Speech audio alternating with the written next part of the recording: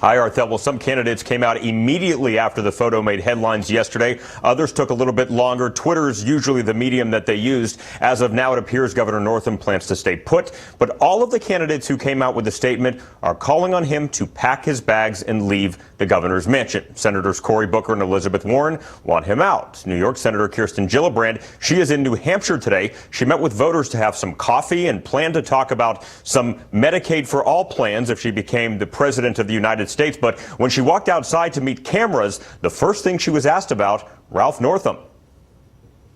I saw the photo when after I saw you guys last night. So disturbing, so racist. There's no place for racism in our government, among our leaders. It really just was so disturbing.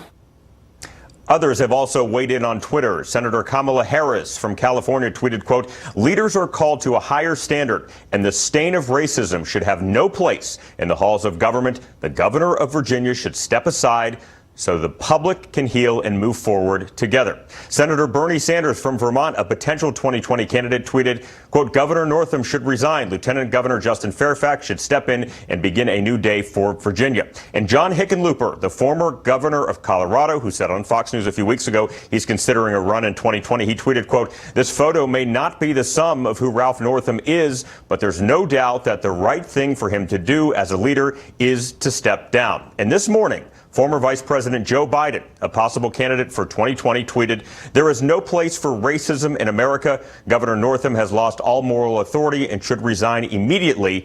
Justin Fairfax is the leader that Virginia needs now." And as you mentioned, Justin Fairfax, the Lieutenant Governor of Virginia, put out that statement today expressing disgust, but did not call on his boss, Governor Northam, to resign. Arthel. David Spunt. Thank you, David. And for more on this, we're going to bring in Boyd Matheson. He is the former chief of staff to Utah Republican Senator Mike Lee and Democratic strategist Jason Nichols. Good to have both of you. And thank you for being here. I want to get reaction to Governor Northam's actions over the past 24 hours, including his bizarre press conference about 90 minutes ago. I'll go with Jason first and then Boyd. Yeah, I mean, it was very bizarre. I didn't understand it. I don't know why he just doesn't step aside and rebuild his legacy outside of the governor's mansion. This doesn't have to be the end of his story. He can go and make amends and make sure that his name is good for his children and grandchildren.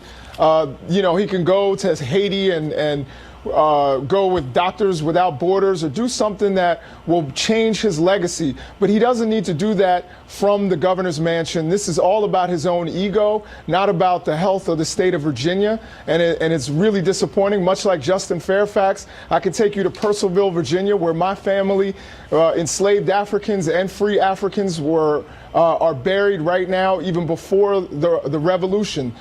So this is really disappointing as somebody who has roots in Virginia. He needs to step down. This was 1984 we're talking about, only 6 years before Virginia had its first black governor. So he needs to step aside, and Justin Fairfax should be the leader of that state. Boyd? So I think one of the interesting things that has come out of the last 24 to 36 hours with Governor Northam is really, I think, the epitome of what's happening in the country, and that is this whole thing of contempt.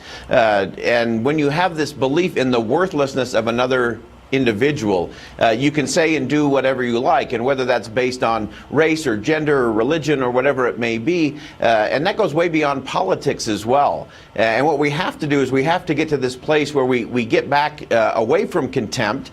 More than political polarization, we have a contempt problem in the country, and we have to remember, Arthel, that a society that's losing its ability to feel reverence for life, to have respect for people who are different, again, based on whatever it may be, religion, gender, race, or anything else, if we lose that, we're in danger of losing a great deal more as a society. So I agree. It's time to turn the page, and it's time to elevate and really come together around the principles, I think, that really drive the country. We have to get back to that. I agree. Who directs the country to that end?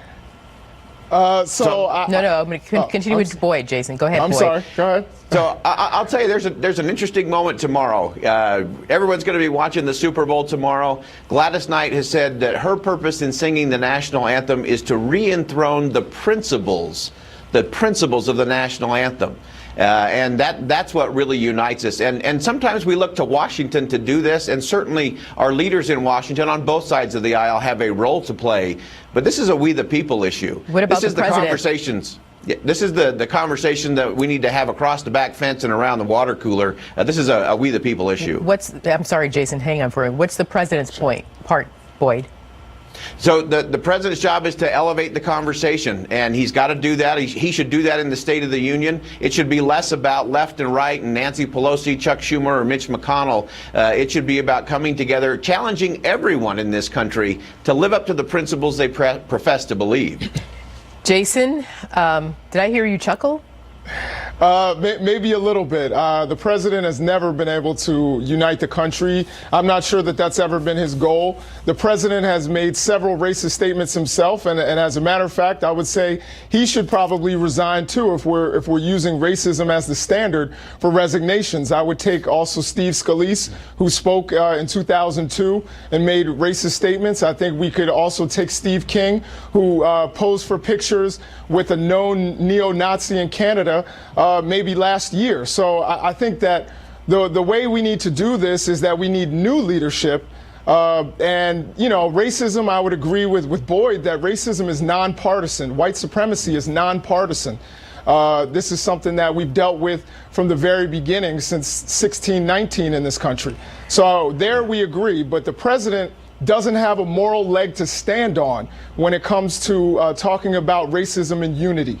Well, let me take that opportunity and switch to the Democratic hopefuls for president. Axios is out with this report on the 2020 field. It says, quote, Michael Bloomberg and former Virginia Governor Terry McAuliffe are having serious second thoughts after watching Democrats embrace Medicare for all, big tax increases, and the Green New Deal. Joe Biden, Vice President Joe Biden, who still wants to run, is being advised to delay any plans to see how this lurch to the left plays out. If Biden runs, look for Bloomberg and McAuliffe to bow out. So, Jason, I'll stay with you. First of all, are the Dems starting out too far to the left? And is there any one candidate of many who stands out as the one who can beat President Trump? So, firstly, I don't think we're going too far to the left. Medicare for all is very popular. A recent poll came out that said that 70% of Americans want Medicare for all. When we look at progressive taxes, we do need changes to our tax system.